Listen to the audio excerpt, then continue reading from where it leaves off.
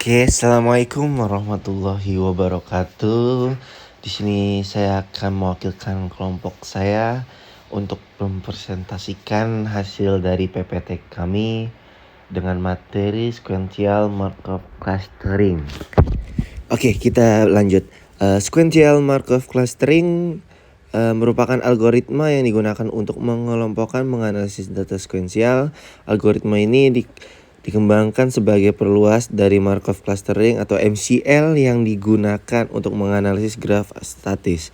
Dalam konteks bioinformatika, SMC digunakan untuk menganalisis data sekuensial seperti data ekspresi gen, jaringan interaksi, protein, dan sebagainya. Pada dasarnya, SMC menggunakan pendekatan yang memungkinkan pemetaan dan pengelompokan klaster berdasarkan urutan waktu.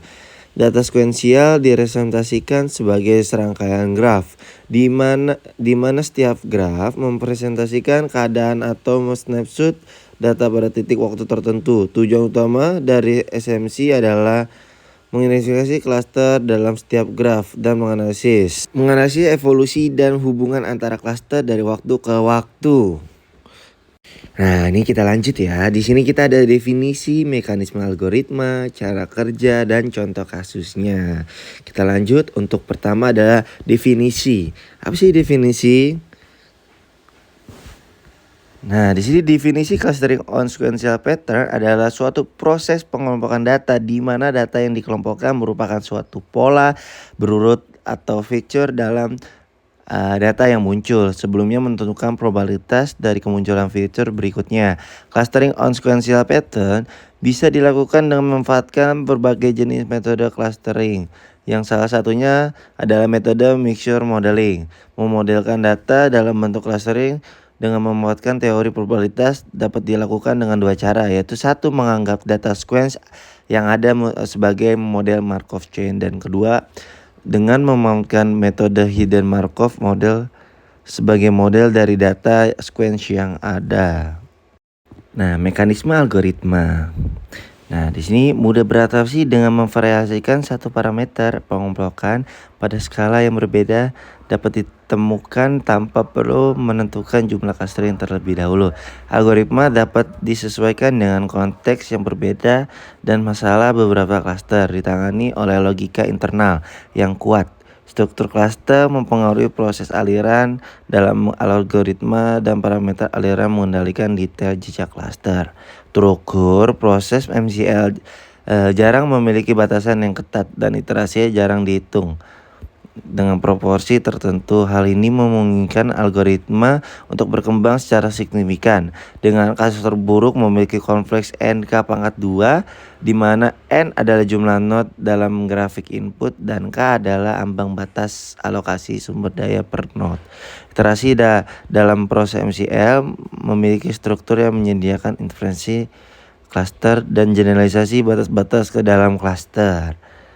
Kita lanjut lagi. Untuk matematika yang terkait dalam proses ini menunjukkan sebuah hubungan intrinsik antara proses MCL dan struktur cluster dalam grafik. Ini berharga mengingat banyak pendekatan heuristik dalam analisis cluster tersebut. Oke, kita lanjut.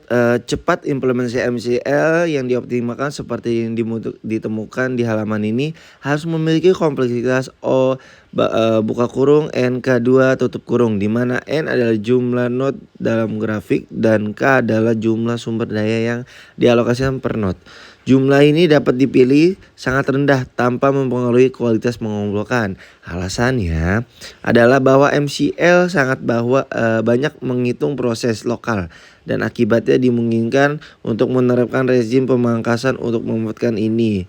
Mengecewakan, sejumlah publikasi mengklaim bahwa kompleks MCL adalah 0 buka kurung N3 tutup kurung. Namun ini hanya berlaku jika hanya implementasi yang sangat naif dipertimbangkan. Fakta bahwa MCL secara alami dijelaskan dalam ajaran matriks mungkin telah membuat orang mengendalikan kubik. kompleksitas waktu dalam ukuran grafik, mengabaikan fakta bahwa matriks ini umumnya sangat jarang. Untuk informasi lebih lanjut, lihat bagian tentang kecepatan dan memori. Oke, untuk cara kerjanya nih, teman-teman semua. Di sini kita akan menjelaskan cara kerjanya. Yang pertama, langkah pertama untuk persiapan data.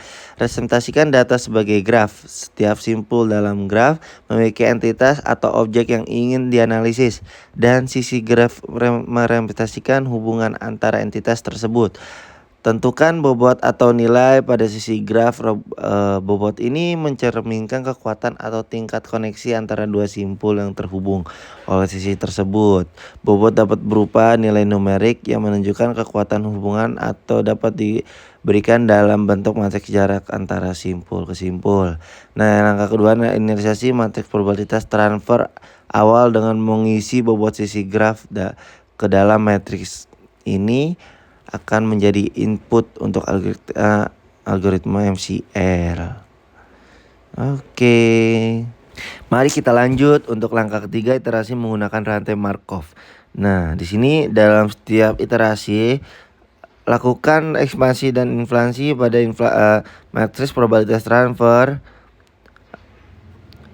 Kuadratkan matriks probabilitas transfer untuk mengalihkan dengan dirinya sendiri. Hal ini akan meningkatkan bobot pada jalur-jalur yang lebih panjang dalam graf. Lakukan operasi probabilitas inflasi pada matriks yang sudah diekspansi. Operasi ini dilakukan untuk mengangkat setiap elemen matriks ke suatu eksponen, biasanya menggunakan eksponen. Nah, di sini inflasi berfungsi untuk memperkuat elemen-elemen yang memiliki bobot tinggi dan melemahkan elemen-elemen yang bobot rendah. Di sini ada langkah keempatnya, pembersihan matriks probabilitas transfer. Setelah setiap iterasi, lakukan pembersihan pada matriks probabilitas transfer. Hal ini dilakukan dengan menghilangkan nilai-nilai yang kecil yang mungkin terjadi akibat error numerik atau akibat inflasi. Oke, langkah kelima adalah konvergensi dan pengenalan klaster. Ulangi langkah ketiga dan keempat sampai matriks probabilitas transfer konvergen, yaitu tidak mengalami perubahan yang signifikan dari satu iterasi ke iterasi berikutnya. Setelah matriks probabilitas transfer konvergen, identifikasi klaster-klaster dalam graf. Klaster-klaster dapat ditemukan dengan melihat simpul-simpul yang saling terhubung erat dalam matriks probabilitas transfer. Terapkan metode pemotongan klaster atau clustering yang sesuai seperti thresholding atau metode lainnya untuk menghasilkan klaster-klaster yang berbeda graf.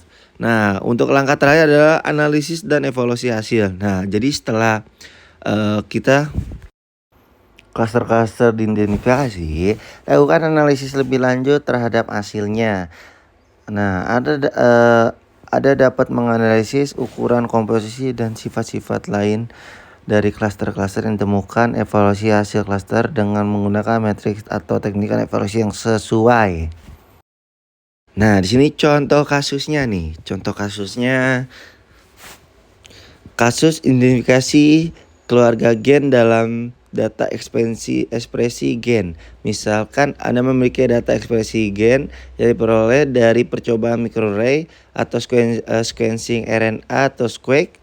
Data ini berisi informasi tentang tingkat ekspresi gen dari beberapa sampel atau kondisi yang berbeda. Tujuan Anda adalah mengidentifikasi keluarga gen yang saling terkait berdasarkan pola ekspresi mereka. Nah, di sini ada langkah-langkah yang dapat diambil menggunakan algoritma Markov clustering sebagai berikut.